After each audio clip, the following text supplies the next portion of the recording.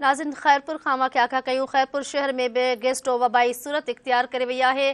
खैरपुर शहर ऐं भर पासे में गेस्टो ते ज़ाब्तो न अची सघियो आहे। वधीक 75 ॿार इस्पताल में दाख़िल कया विया आहिनि।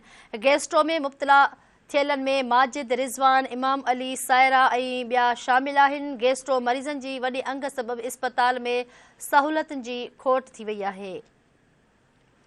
ख़बर अवां खे ॾियूं पिया खैरपुर शहर ऐं भर पासे में गेस्टो ते ज़ाब्तो न अची सघियो आहे।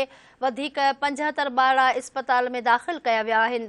गेस्टो में मुब्तला थियलनि में माजिद, रिज़वान, इमाम अली, सायरा ऐं ॿिया शामिल आहिनि। खैरपुर खां धरती टीवी न्यूज़ जो रिपोर्टर अली अकबर गोपांग लाइन ते मौजूद आहे। जी अली अकबर, कहिड़ा तफ़सील आहिनि? गेस्ट्रो वबा फैली पई आहे खैरपुर में।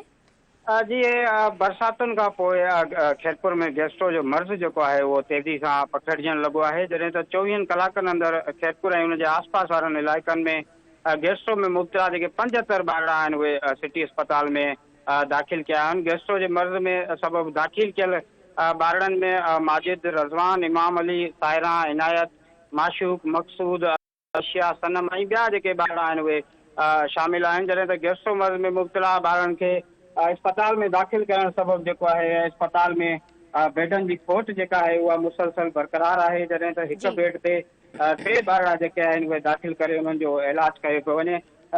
उन हवाले सां असांजी डॉक्टरनि सां बि ॻाल्हि ॿोल थी आहे। उन्हनि जो चवणु आहे त बरसाति खां पोइ जेको आहे गेस्ट्रो में वाधि थी आहे। केतिरा ई जेके ॿार आहिनि उहे रोज़ाना जी बुनियाद ते अस्पताल में दाख़िल कयूं पिया, पर जी अस्पताल में सहूलियतुनि जी ऐं अमले जी पिणु खोट आहे। उन्हनि पारां मुतालबो कयो वियो आहे त सिहत जूं समूरियूं जेके सहूलियतूं आहिनि उहे फराहम कयूं वञनि त जीअं ॿारड़ा जेके आहिनि उहे सिहतयाब थी सघनि। जी ठीकु आहे, वॾी महिरबानी तफ़सीलनि जे लाइ।